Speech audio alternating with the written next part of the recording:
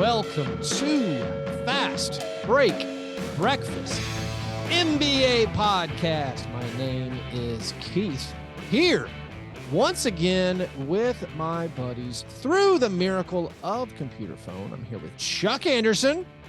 Hey now. And with John Burr.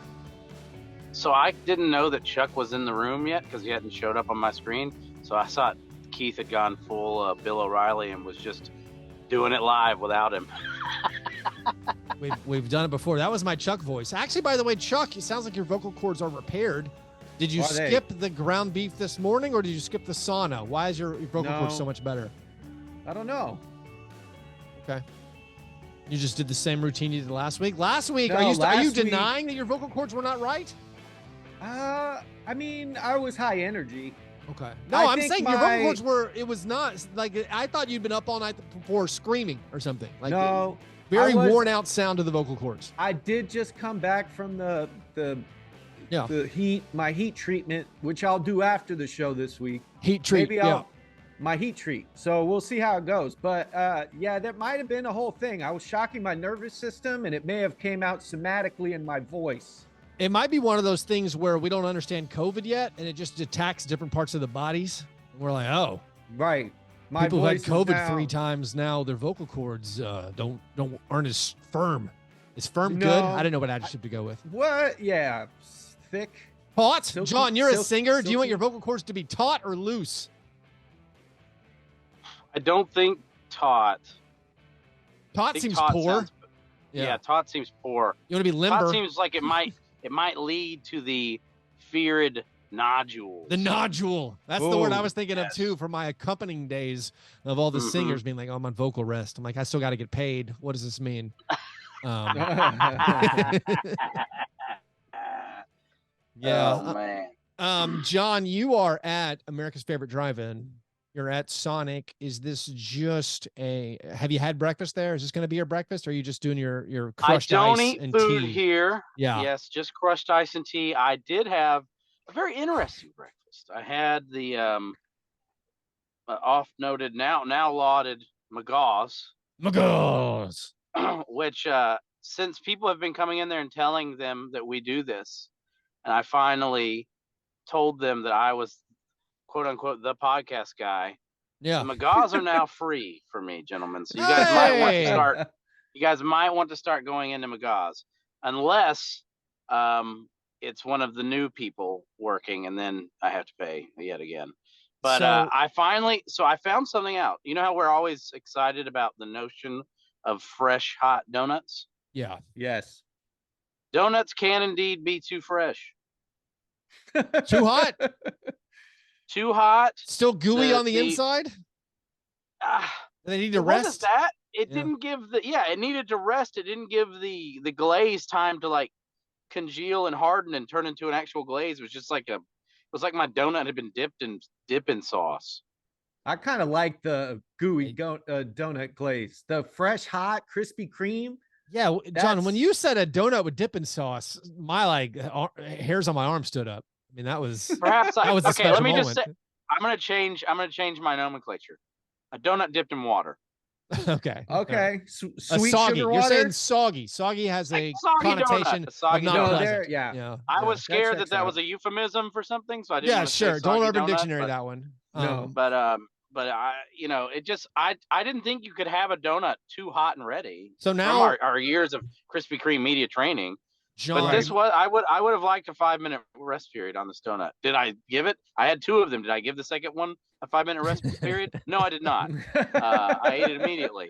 But it was in my donut science, my breakfast science experiments. It was an interesting outcome, to say the least. I want to say you presented at least me and possibly Chuck with a predicament here, where on the one hand you said we can go to McGaw's and possibly get free donuts, but to do so, yes, we would have to ally ourselves with you, who might be a hated customer. I'm not totally sure how they feel about you, even though they're appreciative apparently of you sending them business your way. It's a risk I'll have to decide I want to run when I cross that bridge, I guess. So I know where your head's at, because I am idiosyncratic. However, that's a word. because one of my idiosyncrasies is that I go to the same places exclusively Yeah. at the same times Yeah. to see the same people. Right. My fellow man, woman, they've overcome my idiosyncrasies to form a Hyundai bond. Where I am beloved everywhere I go if I go there all the time. Yeah. But it is true. I have to build up. These people have to build up an immunity to some of my. Well, and also quirks. you are. I have noticed in my experience around you, you are a generous tipper. You're not a no tipping pippin. Yes. You're a generous tipper. No. And if you're a faithful patron of a place, so yeah, I can see them looking over the quote unquote idiosyncrasy. Yeah, I'm pretty sure my tipping is 98% of my beloved nature at Sonic, because these women actually do fight to bring me these cups of ice. Although the tips are going straight into some app that I'm not even sure how much it's giving them, because I've since learned that these apps are like third-party nightmare funds. It's not good, but what can you do? I need this Sonic was my only interaction during the pandemic, so it's very dear to me. Yeah. The room lights up when John Burr enters the room. The bartender got 100 just for keeping the ice cubes cold. That's the way it works with John Burr. I do like to go in the back. He does. You Chuck, too. Every time you two. Chuck, what's your breakfast? I had a pound of ground beef and a green drink. Chuck, you had a birthday recently. Yeah. And I hadn't connected the latest diet bodybuilding fad, your desire to chase extra testosterone, and you started eating what I assumed was raw meat in the mornings, and then connected the dots like, oh, Chuck's having a birthday. Are the two related at all? Well, I've found a new routine that I started a couple weeks ago in preparation for the birthday, because you can't say, hey, today's my birthday, now I'm going to change. You have to change before, and then you continue. Use the birthday as what you've been doing for 16 days is life-changing. Continue so that when you turn 40, you're not a fat, flabby mess. That's the goal. How dare you? So this was the big 40? No, I'm 39. I apologize. I have a full year to get to that. I gotcha. Where you turn it around. I think 40, you've graduated young adulthood, right? Go ahead. I've heard that's a generous reading. Do this bit. Okay. Let's let Chuck do his bit. I think you're still an old kid in your 30s, and when you stop being an old kid at 40, you're now a super young adult, right? You're like a young old person. I know, a young old person. I'm now an old young person. So I can wear backwards hats. Right. In 2 years, I have to go strictly fedoras and Bagger Vance hats. Right. Straight like those. I need to look like a newsie. I need to start smoking a pipe. So there's a whole shift that I'm preparing for, but it's part of my shift. It's to eat beef in the morning. Am I allowed to talk about your birthday party, Chuck? Sure. What? Go ahead. So Keith, I went to Chuck's birthday party. Yeah. And it was in the back room of a sushi joint. You had to take your shoes off. Large table. Women with bound feet scurrying around. Very strange. And I get to Chuck's birthday party. I've been friends with Chuck a long time. I don't know who any of these people are. I sit down at the table. It's all medium attractiveness couples who all definitely work out. Yeah. And then me. And where the food starts to flow as it does at a birthday party. Everyone is sharing freely. No one's even asking if they should share. And I start to notice everyone is kind of touching each other's arms and stuff. It slowly dawned on me, all of these people have had sex with each other. Yeah, this is a swingers dinner. You were reminded of the pre-party, I assume. And then me! Yeah. So I spend the rest of the evening wondering if I'm going to get my nipples tweaked or any of these questions I'm asking are actually Why did they take my keys? Why are they jumping all the keys up? This is an odd party. First of all, I do not identify as a swinger. I do have some horizontal collaborators. You're a swingman. That we collaborate. It's like beyond polyamory. Is omniamory a word? I'm not hyper. Every single one of these persons. Hyper-amory. First of all, because I'm an idiot, it did take me the entire dinner to figure this out. And the best part was every person, because I don't know them, I just keep asking them how they met Chuck. And all of them just start looking around the room, like into the corners of their eyes and being through a realtor.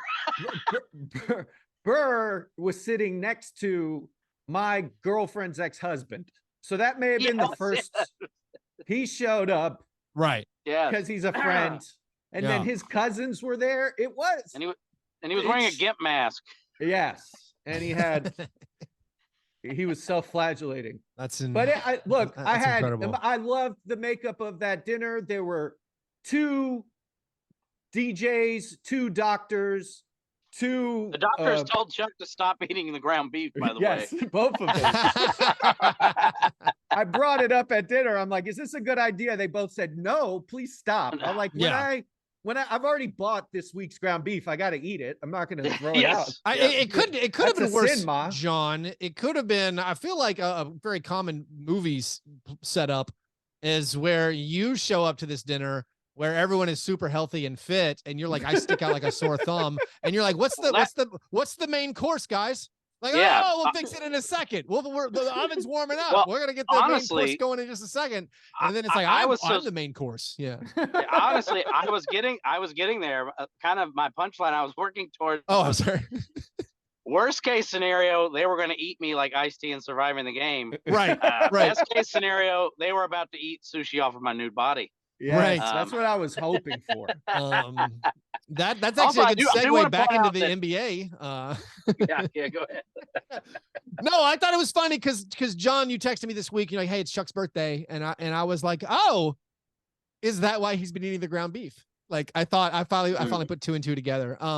My breakfast, because it was actually my son's birthday this week, by the way, which is the signifier Chase Budinger. Yeah, Chase Buddy Budinger. It's a signifier of how old our podcast is, as episode 3 was uploaded from the delivery room, where he emerged.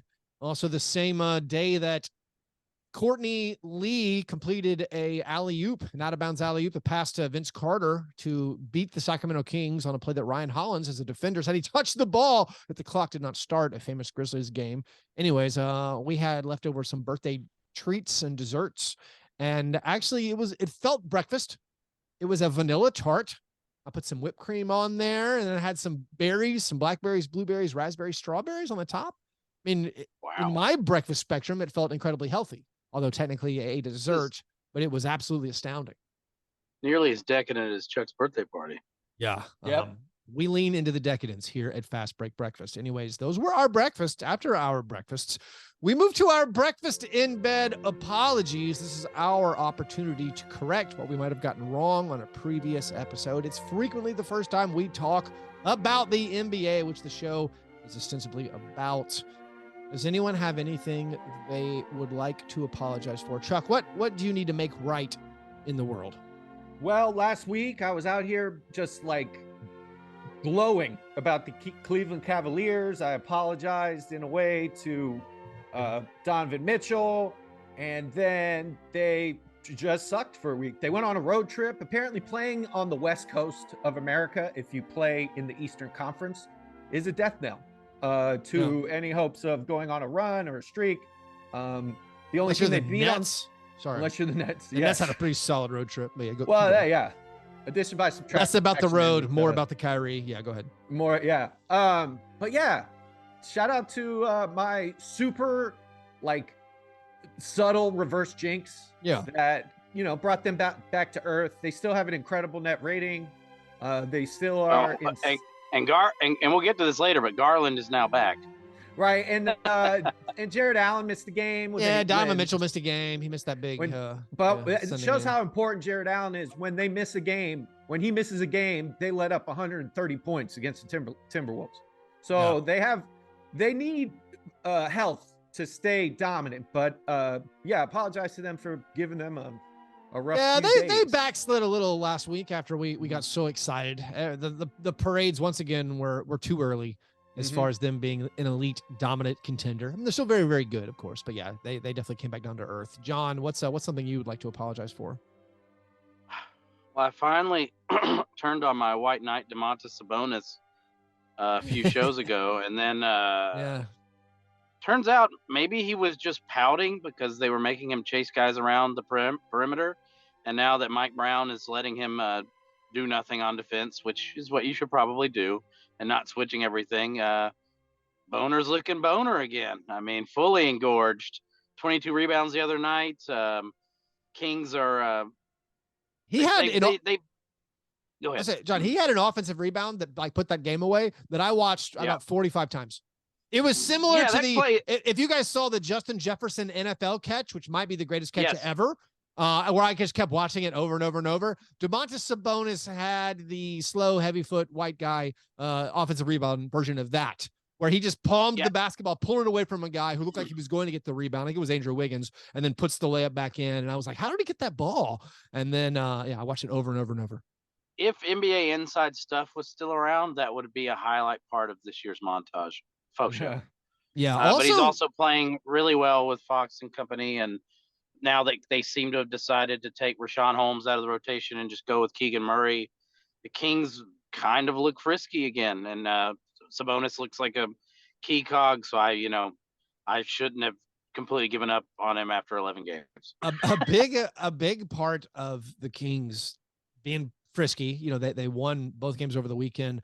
A close game against the Lakers where Anthony Davis played very, very well, but De'Aaron Fox was the hero down the stretch. And then they beat the Warriors. The Warriors have not won a game on the road, which is awesome. Warriors couldn't make a three in that game. It was really wild.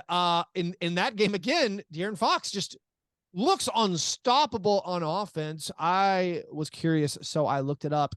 In clutch time this year, last 5 minutes of games, score within 5. De'Aaron Fox is shooting 64% from the field in clutch. He's 18 for 28. So lots of clutch shots. If you dial that down to the last 2 minutes, he's 8 out of 12 on his field goal attempts.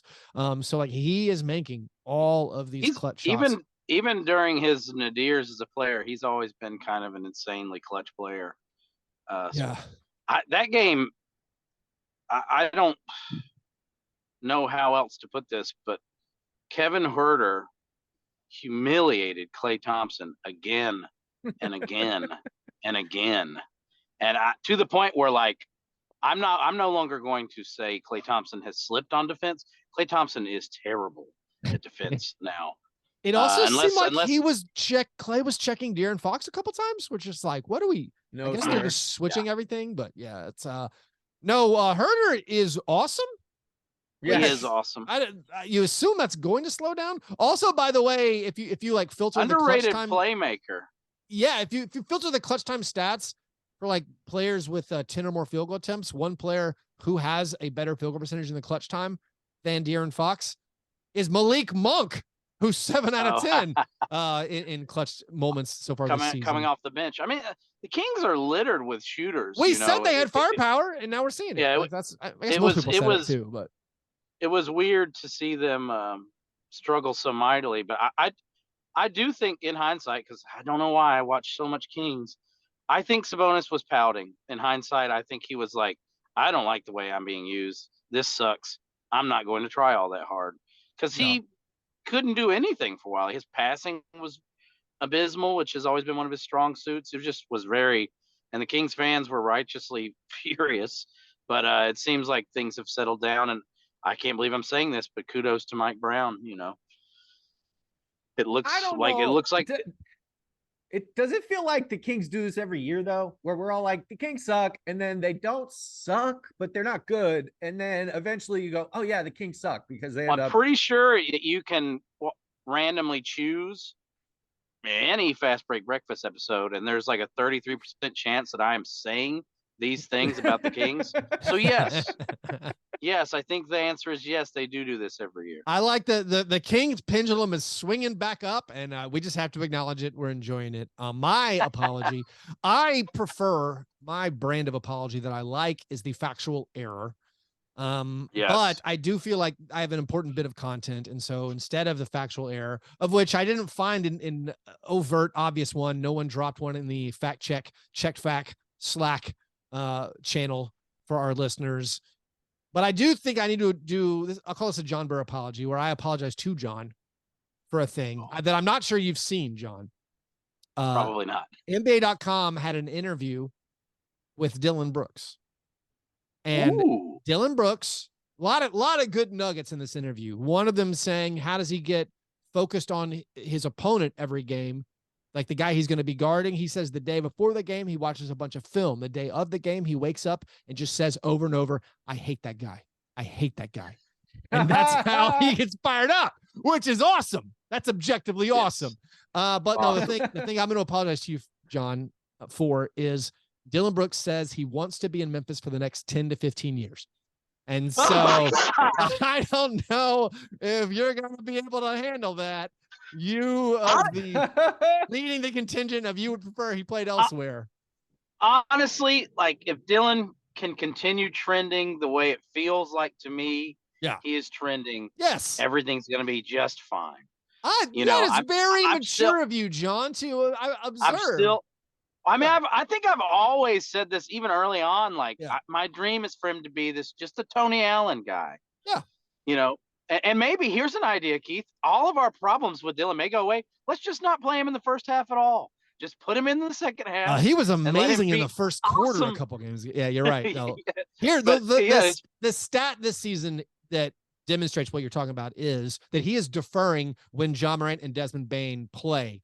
In the games where Ja Morant and Desmond Bane play, oh my God, the Grizzlies are 6-1. Dylan is averaging 13 field goal attempts per game. In the games where Ja or Des or both don't play, he's averaging 19 field goal attempts per game. That is unpleasant. The 13 field goal attempts is much more pleasant.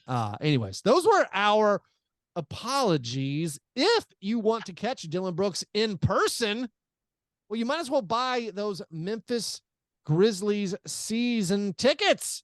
Also, maybe you don't want to make a full commitment to Dylan Brooks. You can also get some half season packs and 10 game packs. You can guarantee the Grizz get the best games, best giveaways, best seats at the best prices with season tickets, half season plans, or 10 game packs for the Memphis Grizzlies. Lock in those seats to see Ja, Jaren, Dez, and Dylan. Get the tickets, call 901-888-HOOP or click Grizzlies.com today. All right, steak and eggs, best thing. What is the best thing you saw in the last week? John, what's your steak and eggs best thing? So this show is rather infamous for a segment that Keith pioneered, whereupon we look at the worst box scores of the week, thusly named for Jerry Stackhouse, the International Stackhouse of Pancakes. In a very boring and dull contrapunto to that, I would like, Keith, for you to read the box scores of one Darius Garland and one Joel Embiid recently, and we will, in a very regular Skip Baylessian segment, just decide which box score is better. Okay. Because I really can't tell. We really should have brainstormed a good breakfast themed name. It's fine. I mean, what is the opposite of the ice shop? What's the ideal breakfast eatery? And what's the ideal player to name it? Like can we jam an MJ into some kind of breakfast place? Doesn't matter. Our peanut butter and I don't know. It doesn't matter. All right, here are the box scores. Let's start with Darius Garland. Darius Garland in a loss was 16 of 31, including 10 of 15 from 3 for 51 points, 6 rebounds, 2 assists, 2 steals, 2 turnovers, and 3 personal fouls. I think his usage rate was like 65%.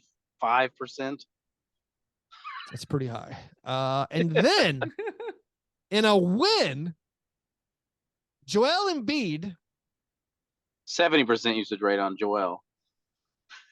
was 19 for 28, including 20 of 24 from the free throw line for 59 points, 11 rebounds, 8 assists, 7 steals, 7 blocks, 1 Okay, I was steal, about to say 5 turnovers, 3 personal fouls. So what do you got, guys? Is it Darius Garland, 16 for 31, 10 3-pointers, 51.6 assists, or Joel Embiid, 19 for 28, 59 points, 11 boards, 8 assists, 7 blocks? 7 blocks and 59 points. Yeah, John, I've tried to play the game with you, but it's Joel Embiid. 10 for 15 from 3 is insane. 10 3-pointers and 51 points is cool. It's cool. Okay. It's cool. It's awesome. 59 from a 59 center points with 7 8 steals? assists and 7 blocks. That is honestly unbelievable. I honestly forgot about the 7 blocks. I mean, he had 7 blocks. He had 5 blocks in the fourth quarter. He flirted not just with the first honest looking triple double in however many it is. Like, not only did he flirt, the quadruple double. He flirted with the actual quadruple double that we haven't seen since the Olajuwon and David Robinson. But not only did he do that, he scored 59 points. Like, that is, what do you do here? I might be apologizing for this next week, but I'm pretty sure I heard that Walker Kessler, the rookie out of Auburn, retired after the game. Rudy Gay was checking him one-on-one a couple times. Kelly Olynyk was doing a lot of praying. I mean, this is also when you go back and watch a lot of historical games, and you're like, why was I can't remember who was on the Raptors who was guarding Kobe a lot. I know some of it was Jalen Rose, but there's a few possessions where you're like, famously Jalen. Like, why is this dude on Kobe Bryant? He has 60 points already. When you watch that Klay Thompson quarter against the Kings and all the shots are over Ray McCollum. Yeah. And you're like, who's that? No, I think it has to be Embiid doing the thing that when StatHead gives you, no results when you enter the tiers, you're like, who's ever done 59 and 8? Nobody. So it's got to be Joel Embiid, who barely took all of that to beat Walker Kessler and the Frisky Jazz and the Utah Chads. And then Garland, in a loss. Garland, to me, well, I was gonna say he's the second best ball handler to watch in the NBA now, but I'll play it safe. He's in the top 4 most exciting ball handlers, I think. He's so good at everything. It's really fun to watch. Also, I'd like to point out that earlier this year at a pro-am, Bubba Wilson and I, former guest on the show or on the stream, did see Darius Garland go for 40 at a pro-am, mostly from 3. So I felt a little bit of deja vu, and maybe I was a little feeling that performance a little more. But to me, those were the 2 best performances of the year on the same night. Beautiful box scores. We could also recognize, I believe Darius Garland is the richest basketball player from Nashville. Yeah. At least he will be by the time his contract is done. Going to actual iShop numbers, especially in our negative scoring league, in the International Stackhouse of Pancakes negative fantasy league. In the Joel Embiid 59-point game, PJ Tucker, one of the greatest iShop negative fantasy league players of all time, did his thing. 30 minutes, nothing. 30 minutes, 0 field goal attempts. That's awesome. He was too busy letting Joel Embiid score on him. I actually got to look this up now. I'm sorry. Who's the last player to have 0 field goal attempts in 30 minutes? I mean, I don't know what they're doing with him in Philly. It feels like he was such a cool player. Based on what I've watched of the Sixers, his job is to complain and yell at people. Yeah. And he might be right. He might be right, but he does spend a lot of time yelling. He is important for their defensive stuff that they're doing, and Philly's defense is good. But I'm not sure he has so much he can do. He's such a fun elbow passer, and I don't know. Who who was the fat short center on the Rockets before PJ Tucker? Chuck Hayes? Chuck Hayes. Chuck Hayes. It reminds me of Chuck Hayes a little bit. Just where I watch it, I'm like, what's going on here? He was so important to Miami's offense last year. Oh, wow. Yes. So Grant Williams has a game this year also with 30 minutes played and no field goal attempts. I think if you're going to pass a torch, it's probably Grant Williams. Similarly, Keith, PJ Tucker. Grant Williams mostly exists to annoy people. So that's true. Including that's true. His teammates. Maybe this is a hockey role. You know, there's a role in hockey known as the agitator. Yeah. Chuck, what's your best thing? My best thing, I just watched the Heat beat the Suns last night at FTX Arena. But if you learned anything about the FTX, that's gone because their CEO looks like a human Muppet. And why anybody the MILF Hunter Forum coming soon. So you know who's back at it, baby? Bang Bros. We're gonna get Mike Breen and Bang Bros to collaborate, and we can just like hard cuts of, and then I think you just yelled bang, but your microphone cut out, and it made it seem like you were yelling something dirty. And that was like a unnecessary censorship. I didn't do it, by the way. That just your microphone cut out while you were yelling bang. I think you redlined, and it was saving our ears or something. Yeah. But yeah, I hope we get a Bang Brothers arena. Chuck, I am amazing. You and John know, and most of our listeners know, I am puritanical, and I raised very conservative Christian. And the NBA itself has been like, you know what, we're not going to. You've never been to CaptainStabbin.com? We're not going to do a Bang Bros arena. Let's do something a little bit more not as shady, like cryptocurrency. Right. We need to make Let's accept crypto. Hey, you know what? Can a Russian oligarch buy a team? Yeah, that's great. Let's do that. Arms dealers. Apollo Global. Should they be our main source of financial liquidity? Yeah, that's fine. But pornography, that's unseemly. No, we can't take your sponsorship money. Can't offend but we will people. but private prisons run the Pistons? It's fine. It's fine. Well, Dave, who's the Quicken Loans? Dan Gilbert. Dan Gilbert. Caused the housing crisis? Yeah. I'm just hoping. Here's the real thing, though, and this could be my worst, but I have another Heat-related tangential worst. I try to rewatch the fourth quarter of the game of the Suns Heat game from last night, just to watch Bam. It had a transcendent quarter. He was incredible on both sides of the ball. He was just active. He ruled. Caleb Martin was insane, playing insane defense. Jimmy closed it out like a true pro does, right? I'm on the NBA app on League Pass on my Apple TV. I can't fast forward. I can't do anything to get to the fourth quarter. It's absolute. And last year I could tell, like, hey, Siri, fast forward 30 minutes and I get through a quarter or whatever. Right now I have to like hold the button or go on my laptop. And that's not the luck. Do you see how I live? I live in luxury. I don't have time for this. I don't have time.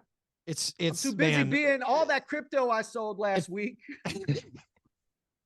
It feels like punching down to continue to be like, why is the League Pass app bad? But I don't understand how it keeps, like, our expectations are so low and it keeps failing to deliver over and over again. I mean, my hack is always I have to use a private browser to get it to work ever. I can't have any cookies attached. I can't use any, like, it has to be in incognito mode, and that is how it works on my laptop. My Roku, it's just 55% accuracy. Sometimes it works, sometimes it doesn't. The trick is, and that's 55% accuracy of the game's working, using the trick of when you click on the game and it shows you a black screen, it's an Easter egg. You got to click it a couple more times to get it to actually load. Like, you have to know these things. Nothing works. It's as if Elon Musk is firing all the engineers that make everything run. Like Charles Barkley cannot use NBA, League Pass because it is not for casuals. Right. You have to be like, you have to make an effort to understand how do I get this game to work? for this service I pay for. Are they gatekeeping? Is that what's happening? Do they only want the widest, do they have, purest I mean, NBA dorks? They cut it, they cut the price in half, and we're like, oh, they're trying to load up that subscriber base to sell. When Bezos or whoever moves in and wants to buy the streaming rights. But then it's like, yeah, do they have more users? And they're like, listen, we can't handle the bandwidth. We're going to have to make it hard for people to log on. So it functionally works for the few diehards who won't ever leave us. You know where actually it works best? If you have, and they know because the companies talk, if you have both League Pass and Second Spectrum, if you have accounts for both of those, then it'll work. What is weird is to dunks and threes. The NBA stats page is working better than it normally has for me this year. It is easier to go into the NBA stats page with no league pass and just be like, I'd like to watch every field goal attempt from this game. Like that works better than trying to load. You can't do it on the There's app. supposed to be condensed games, and if I click on the condensed game, most of the time it never shows me the option again. It just I now go into a tunnel, like I don't know what you call it. I'm like on a thing where I can't get out, and the condensed game option has disappeared. The condensed games, the home best plays, away best plays, all those last year, can't access them at all. Also, when the Clippers play on Roku, I still can't figure out to not see Quentin Richardson. The only feed I get is a baller vision. It's the only thing they'll let me watch.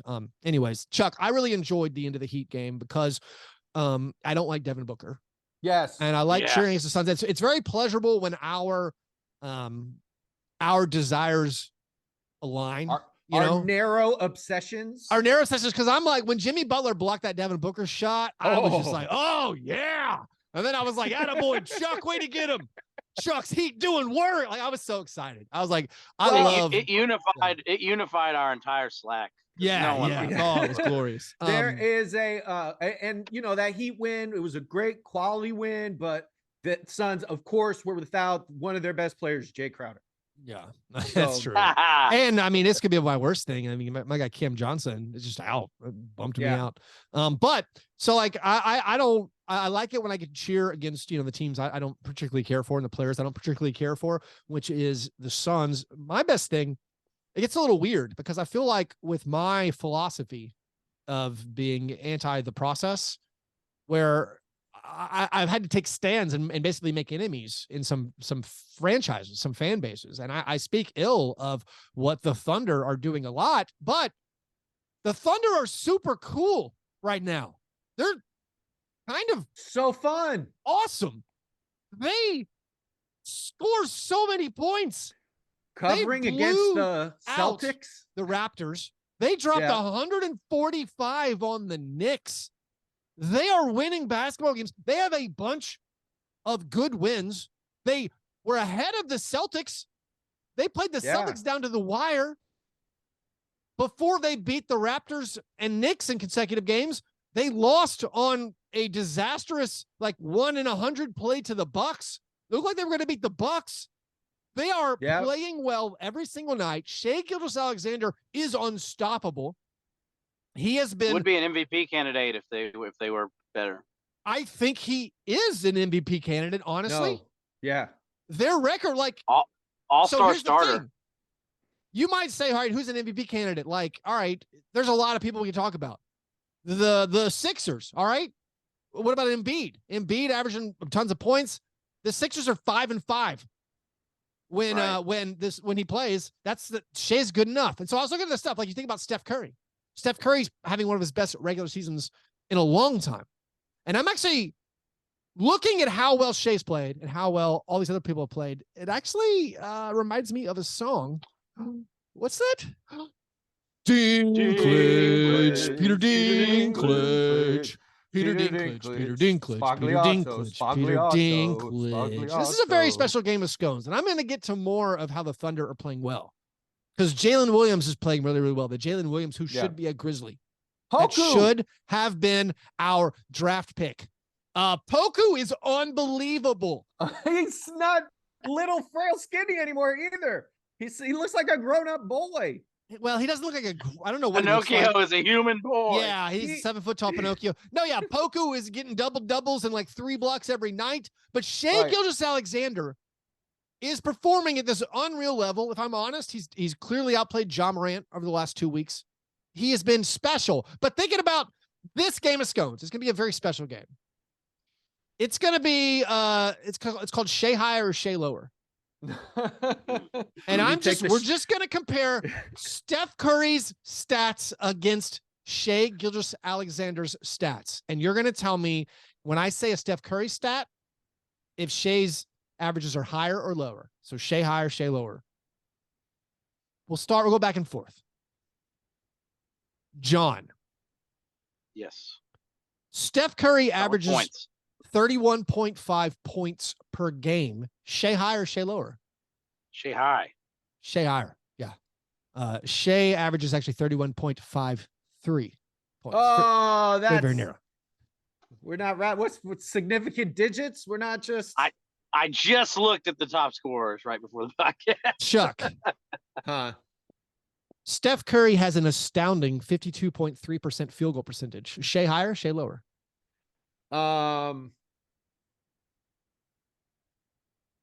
Shai high.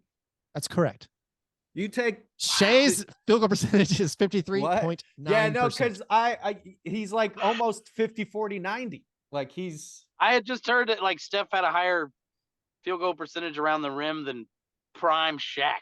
So this is the stat is, John, that Steph's 2-point percentage is higher than Shaq's ever was in his career. God, wow. That's just how the game is now. Like, I honestly, I bet John Morant's is the same way. Like people just hit all their. I mean, I think Kyle Anderson has the third highest 2-point percentage in Grizzlies franchise history, just because players they don't mess around inside the 2-point line anymore. Right. Okay, Steph, greatest free throw shooter of all time. Steph Curry's free throw percentage this year, 92.1%. John, Shai high or Shai low? Shai low. No, Shai higher. Shai Gilgeous-Alexander is shooting 94% from the line. Yeah.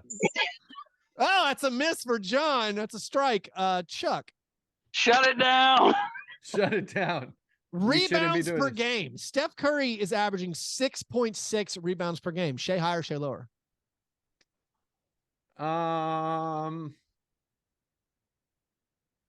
Shai's so tall. But 6 is a lot. I can't believe Steph has 6. Yeah, Steph's averaging 6.6. That's a lot. An annoying little man. I'm going lower because that's a lot. That's well done. Shai only averages 4.4 rebounds. Okay. Good job, Chuck. 6.6 is insane. That has to be an outlier. Assists per game. Steph Curry averages 6.4. John, Shai higher or Shai lower?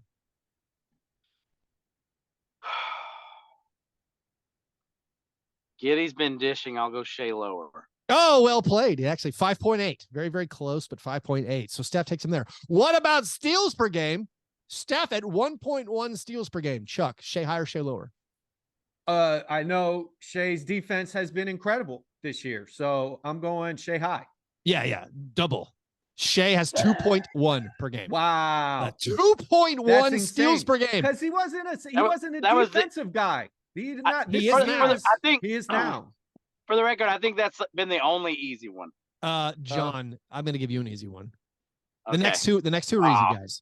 Blocks per game. Steph Curry averages 0.1. Shai high. Shai is at 1.5 blocks per game. 2.1 steals per game. 1.5 blocks per game. That was the easiest one. That's the easiest one. Yeah. What about team record when they play? And I'm not going to tell you what the Warriors' record is when Steph Curry plays. Chuck, who has the better record when they play? Shai Gilgeous-Alexander or Steph Curry? They currently have the same record. No? Am I wrong saying that? They do, in fact, have the same record. Yeah. Well played. Even a trick one.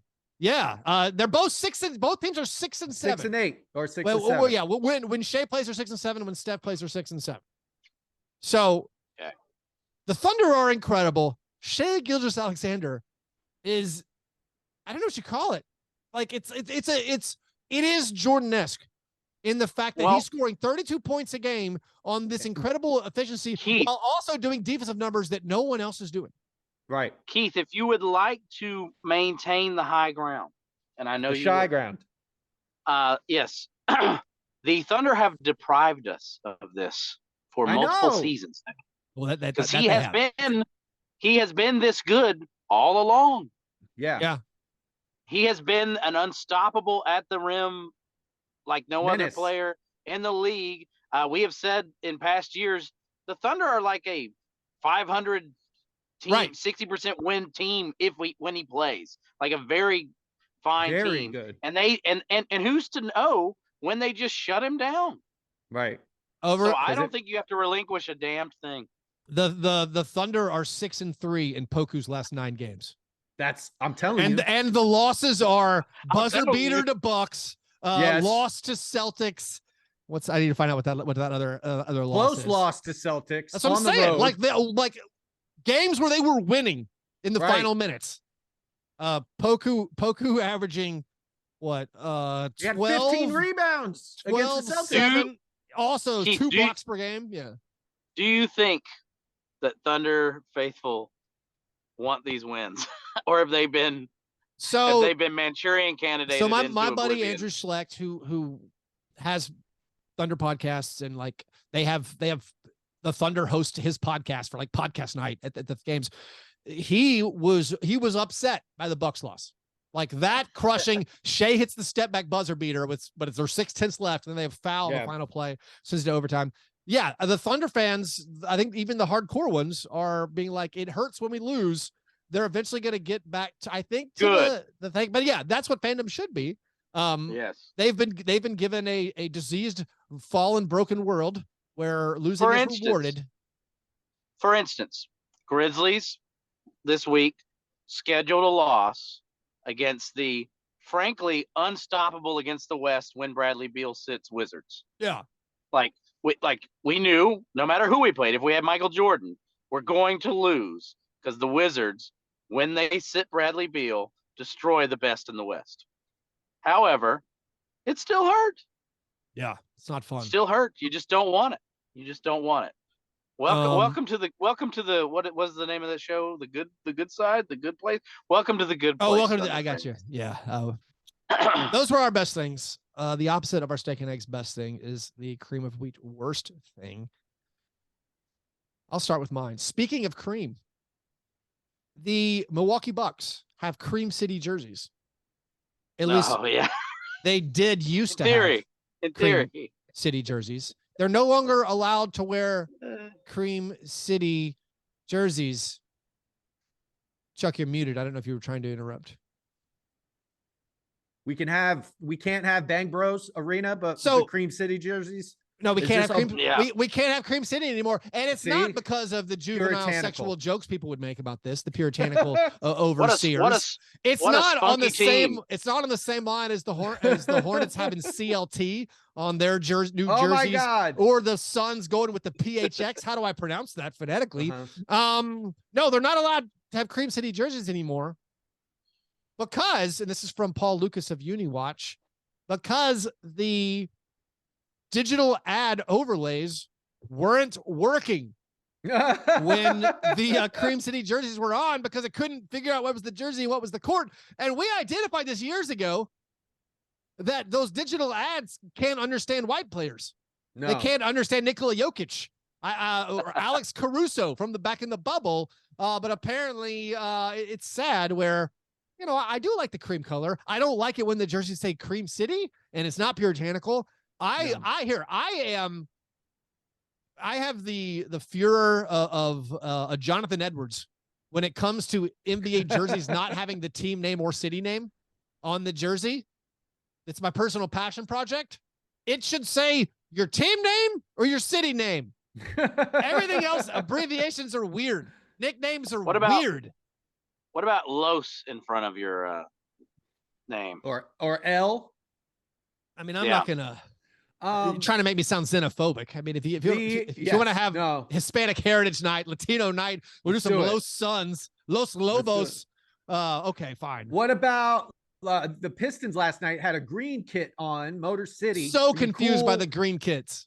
It doesn't make sense, but those jerseys, if you take away that they're all right, guys. If you're gonna start calling them kits, I'm gonna call them sweaters.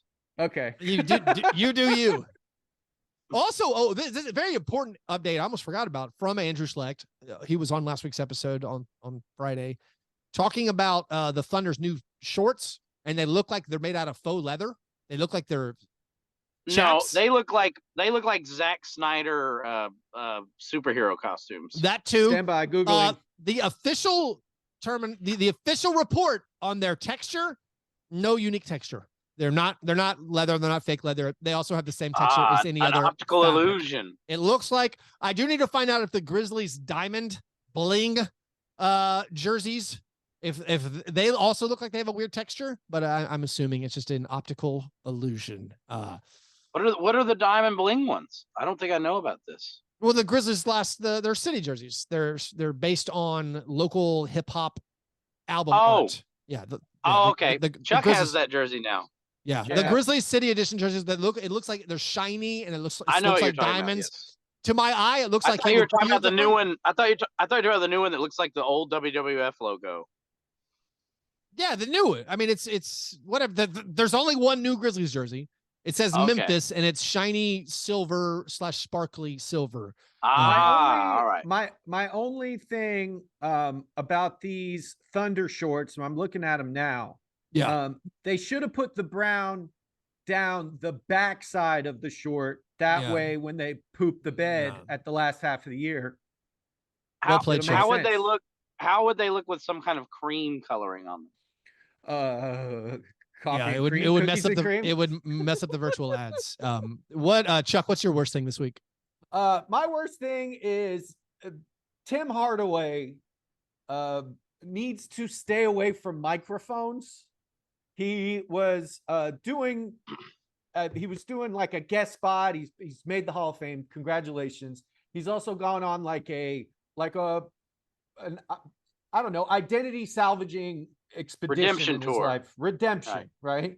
And he's managed to like make everything right. And now he's in the Hall of Fame. And the first thing he does is go on a Warriors broadcast and describe a play that was tough defense as a term for sexual assault that we don't make light of in the current day and age. So, Tim, I love you. I love that you talk like I used to in middle school in a lot of ways, but it isn't how we're supposed to communicate in public. We don't use those words. We don't use these words, Tim. So like, I love you. You're my favorite, maybe my favorite Heat player outside of Norris Cole all time, but bruh, stop. Those live broadcasts can be a doozy. No bueno, muchacho. Oh man, Chuck, did you see the Hall of Fame live broadcast moment of Brevin Knight and Pete Pranica going ballistic when the Spurs got like an extra 8 seconds during the Spurs Grizzlies game? No, I didn't see that. That was fan. Chuck, you got to check this out. The game clock didn't run for 8 seconds and no one knew, and the referees had no idea. Two men knew. And Pete Pranica and Brevin Knight just start yelling at them, and they eventually get their attention, and then the referees go look it up. And also, this has been this was not my worst thing. This has been a terrible 10 days now for the NBA officiating crews. Oh man, just brutal blown call after blown call on final possessions of games that are obvious calls. I'm not even including the Klay Thompson no call foul on Kevin Huerter, because that one, there was no, I can admit, I could recognize there probably was not a good angle to see the contact where the officials were set up in that situation. And you're going to default making it a no call. You're not going to call a foul unless you're certain. The cream arms of Huerter and Klay Thompson kind of meld there. That's true. That's true. Technology. Not a lot. Yeah, it's like how there aren't distinct out of bounds lines in the Grizzlies default court, and players step out, I think, more because they can't see where the clear demarcation between in and out of bounds between Klay and Kevin arms, a little bit difficult. But that moving screen on Klay Thompson, that's on ball action. This is in the Cavaliers loss. That is the greatest player of all time, Steph Curry, dribbling the basketball out in space. How is no one seeing that? It's been a rough one. The travels on the game winners, the stopped game clock where you have to have the announcing teams be like, the game didn't run, the clock didn't go. You have to fix this. This is a fixable thing. I'm not one much for conspiracies, but there's this not weird anymore, thing anyways. that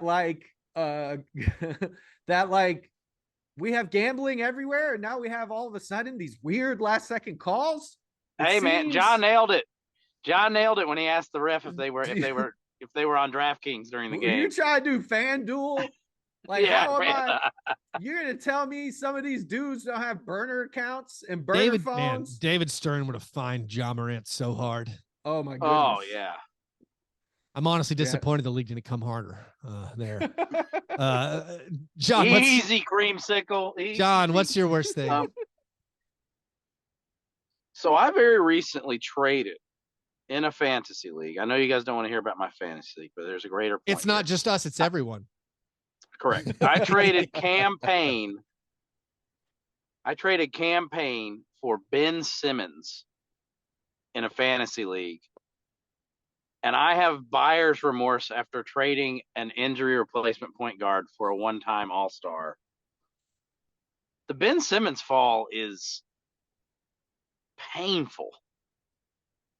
To look at his stat line, and then to more importantly, to watch a Nets game, and where this one place where he's still supposed to contribute, you have Luka Doncic pulling him out into space and attacking him and whooping that ass repeatedly over and over again. And then there is a palpable relief when he goes to the bench on his face. Torturous to watch. Torturous to watch. The Nets, though, are starting to play better. Turn the corner, yeah. And I know Ben Simmons hasn't played in all of these games, but the Nets. No, he's been out. Yeah, but they've won the last 2 games that he's played in, and over the last 2 weeks, the Nets have the top defense in the NBA. They went from worst to first when Kyrie went out. That shows you the power of the sample size. It also shows you, and especially if you've been following the discourse, as it were, Steve Nash has taken some body shots. Yeah. Like he's to blame for this debacle. Although it's not like we should acknowledge, by the way, because I don't think we have on the show yet officially. Canonically, we need to announce that the Jacques Von Jacques watch. I mean, we got to do something. I mean, that's our guy. Yeah. Becoming head coach of the Brooklyn Nets. Congratulations. A new version of the Jacques watch. How cool would it have been if the Nets would have just missed 22 shots in a row? In tribute, or lost his first 22 games. and essentially his ethos, according to the players, is let them play. Let him play. By the way, the Jacques watch is still accountability. is still stuck like the Sixers offense. It is we're at Jaden Hardy leading the way with 0 for 5 from the field. Okay. So no one is close to getting to 0 for 22 from Chuck, who he play for? Sure. He does. In the National Basketball League. He plays for the Mavericks. Come on. You haven't played them yet. I just found out who Dwayne Washington Jr. was last night. Dwayne Washington Jr., I was starting him last year. If we're going to talk fantasy basketball, I was starting him last year in the negative fantasy league in the championship game. And then the Pacers eventually benched him. And I was out of roster moves. And I lost in the championship game because of Dwayne Washington Jr. He was gunning last night. Those were our... also, in the negative fantasy league, you also got to watch out for a stud getting assigned to the G League. That's another painful one. So yeah, do I continue to roster Johnny Davis? I think I do. I think because in this 35 team league where everyone is on a roster, like I just got to assume that the Wizards are going to turn to Johnny Davis down the stretch, and I'm going to need those fantasy points when it matters. I guess got to get through the regular season. Hey, I've held on to Zaire and JJJ on the Grizz all year, and I think it's going to pay off. I'm like now looking at the last 5 games. I'm looking at the Nets defensive rating in the last 5 games Ben Simmons has played. 95, 84, 109. That's good, but not awesome like the other ones. And then 133. That's real bad. Okay, so narrative doesn't totally hold up. Anyway, so those were our worst things. Before we get to the awards segment of the program, we have 2 listener submitted questions. The croissant questioner. Hayes asks, with college basketball having a game on an aircraft carrier, what are some interesting environments you'd like to see NBA games be played? Are there specific teams that would thrive in certain settings?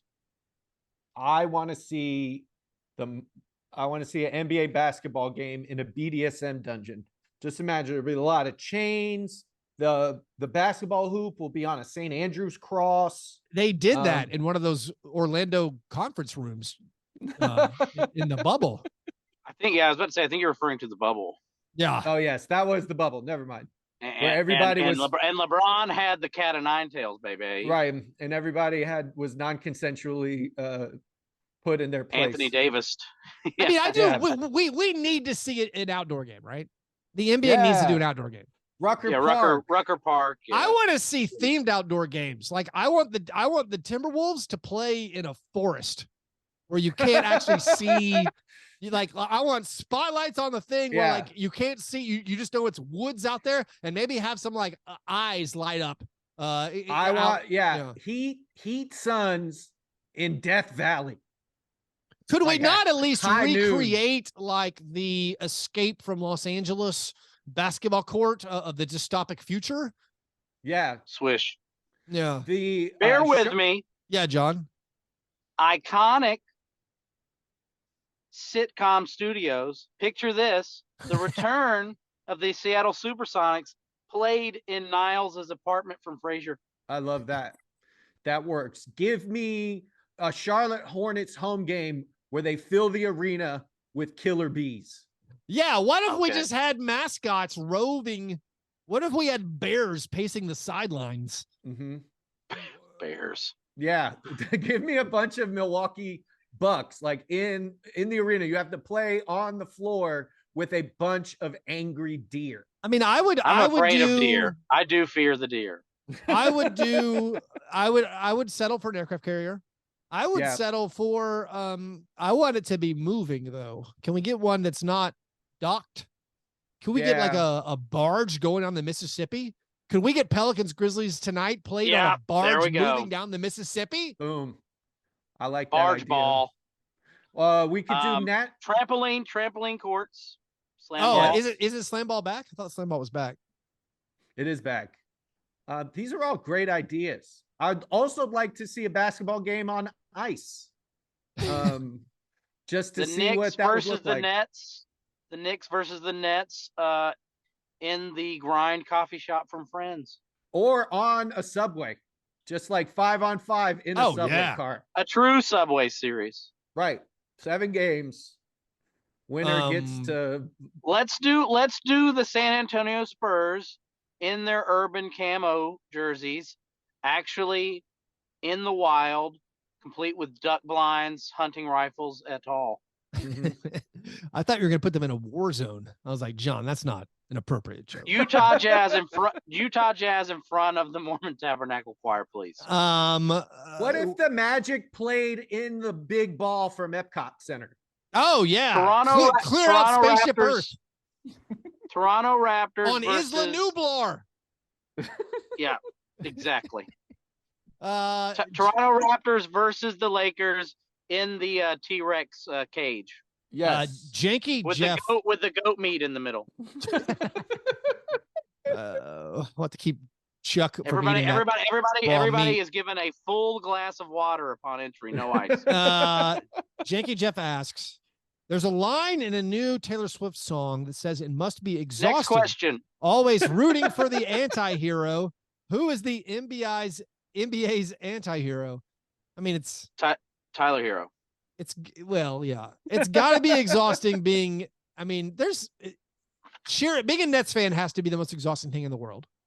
Yes. Mm-hmm. This entire Kyrie, yes. Also Ben Simmons, yes. Durant. Yes. Durant. Yeah, they feel like they have like a monopoly on the people that we hate, even though they're incredibly talented. I mean, is LeBron James an anti-hero? He's gone through think so many heel He's turns. lame. He's lame. At this point, he's holding is that on not to, is that not part of the Joseph Campbell hero cycle? Anti-heroes can't be lame. They have to be cool, I think. Yeah, you're probably right there. I think he was like Wolverine cool. and Deadpool, etc., Punisher. Those guys are unmistakably cool. Is Walter White cool? Damn. I guess when he went to the I am the one who knocks. He's the one who knocks. Yeah, that's cool. They gave him cool stuff. You gotta what about Anthony Gatling Davis? gun. Anthony Davis, who everyone yelled at me for saying he should be traded for, he responded. He's played unbelievably well in the last week. It's probably Draymond Green. Draymond Green, anti-hero. That's got to be a little bit exhausting to cheer for. It could be city to A city. lot of ups though. Dylan Brooks. Truly a flawed character, if there ever was a flawed character. Mm-hmm. Feet and hair of clay. Yeah. Great question, Jeff. We'll continue brainstorming to find any other. Trae Young. We forgot to mention Trae Young. No, but Hawks fans aren't conflicted about Trae Young, are they? No, they're not. But I mean, like he's just a villain. I mean, he's a villain. To everyone else. Villain. Yeah. Yeah. Okay.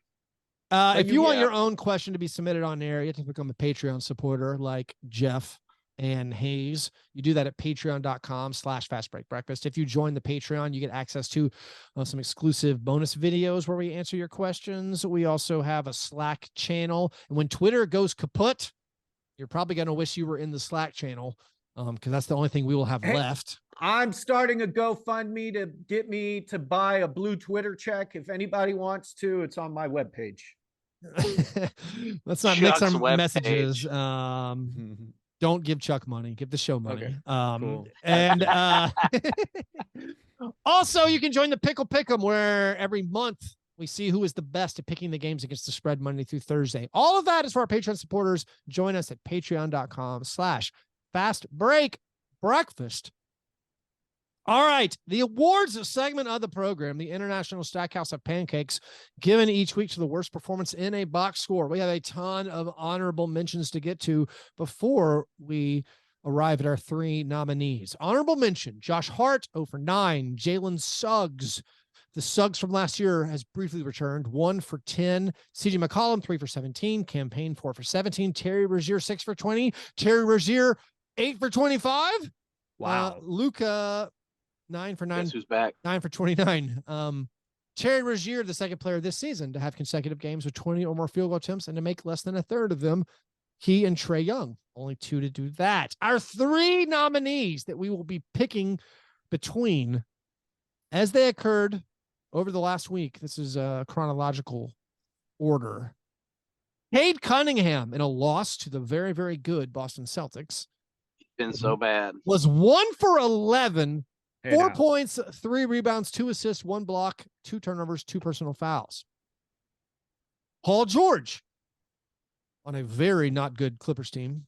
Paul George in a loss to the Kyrie-less Nets was 5 for 21 with 17 points, 4 rebounds, 4 assists, 2 blocks, 2 turnovers, 3 personal fouls. Gary Trent Jr. in a loss to the Pacers was 1 for 13, had 6 points, 1 rebound, 1 steal, 1 block, 1 turnover, 1 personal foul. Gary did that in 20 minutes. Very, very impressive. So, Cade Cunningham, 1 for 11, 4 points, 3 rebounds. Paul George, 5 for 21, 17 points, 4 rebounds, 2 blocks. Gary Trent, 1 for 13, 6 points. Who wins this week? I don't think it's close. I think it's Paul George. Paul PGZ. Paul George, 5 for 21, 17 points. Gary Trent, 1 for 13. It's more rare. A 1 for I always go for the uniqueness factor. I'm always going for I'm always biased towards the chucking. When somebody's just been chucking. It is chucking, but I mean 12 misses in 19 and a half minutes. That is pretty good. I'm swayed. I'll change my vote. I mean, Paul should be recognized at least nominally. I swayed the vote I wanted to, much like the Tennessee legislature taking away Nashville's congressman. Just gerrymander it away. We have no vote whatsoever. We don't. One of the largest cities in the country is not represented at all in Congress. I swayed the vote like I was hoping to by moving one from Paul George to Gary Trent Jr. Congratulations, Gary Trent Jr. being my choice. Democratically elected, no less. See, that was democracy in action. That was democracy. When I forced that vote to change. He filibustered me. Congratulations, Gary Trent Jr. winning this week's International Stackhouse of Pancakes Award. All right, par fadeaway, gentlemen. What things are we looking forward to in the coming week? Chuck, what are you looking forward to? I was told this was going to be the year for the tank. Everybody was supposed to be historically bad. It's beautiful. I love it. It's messing up the way I see the league. The Pistons started Marvin Bagley last night, Chuck. I guess you're right. Okay. I'm please, bad teams start being bad. So I could count you as a loss. Like Marvin. I think they like Marvin. They gave him a lot of money. Yeah, I don't think they think that's tanking. Well, the game was close. They almost, Yeah, they almost beat him. Killian Hayes starting point guard. Check it. I'm so ecstatic. Yesterday, I put on Jaren Jackson Jr. socks and whispered to myself as I Velcroed my shoes together, Jaren's going to play. I just know it. Jaren's going to play. And it sounds like maybe, just maybe, Jaren Jackson Jr. comes back tonight. And maybe the Grizzlies will go from 15th in the league at defense. Maybe we'll trend upwards again. Oh, the Grizzlies have been Brooklyn Netsian over the last 2 weeks. Yeah. Excellent at defense. Yeah, Jaren is supposed to return. We might get a very rare Jaren versus Zion game. That we haven't had one of those since the BDSM bubble in Orlando. Okay, Keith, yeah. How give it to me, more points or fouls in Jaren's first game back? Oh, I mean, give me something. It's got to be if it's not points, that's just absurd.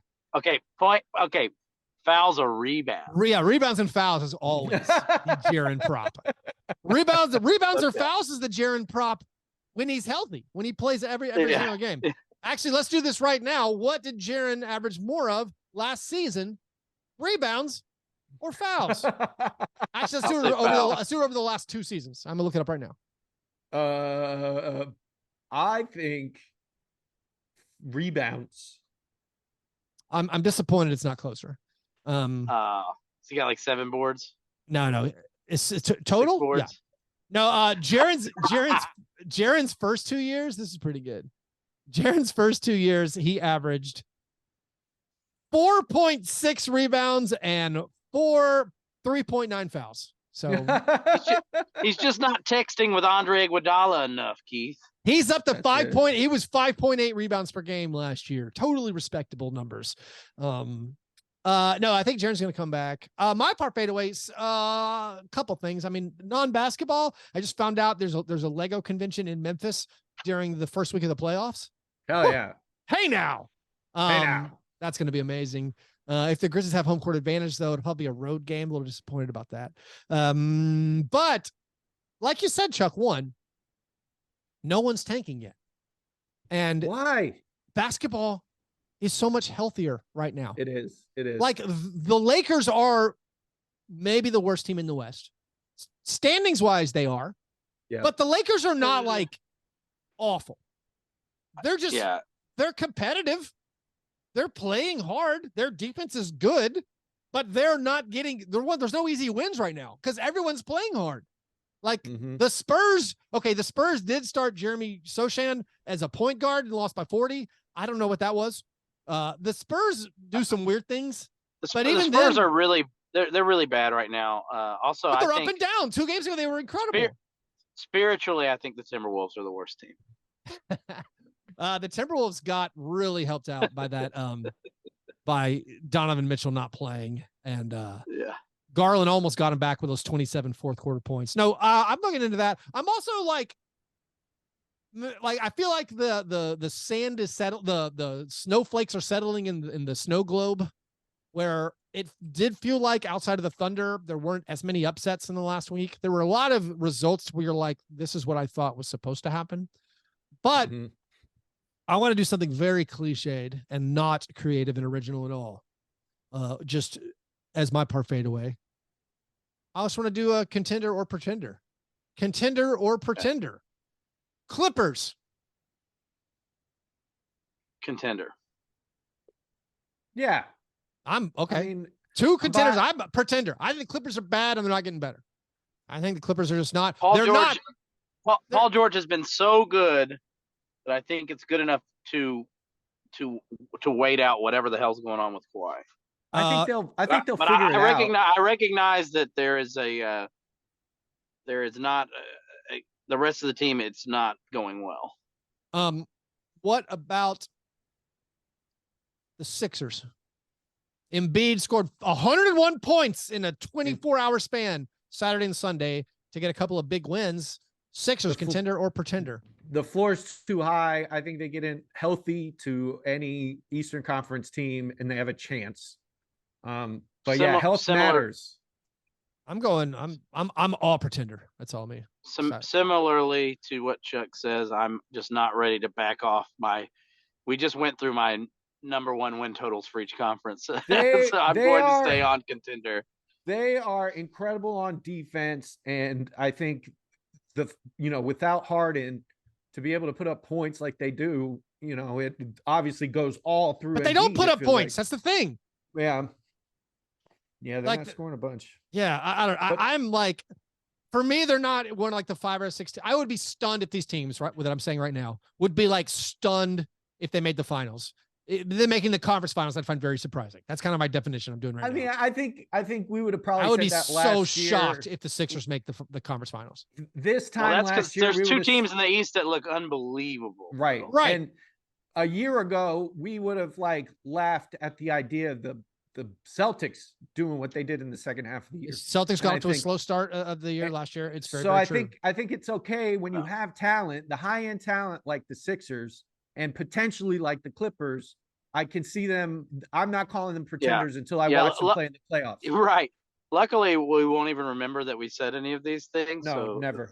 That's what we'll be safe. But Miami Heat, contender, pretender. I think they're a player away. I'm going to say pretender right now. I believe in the Heat. I believe in the Heat. I'm a contender. Yeah. I believe in the Heat more than I do the Sixers. I would be less surprised if the Heat made a conference finals, but that's fair.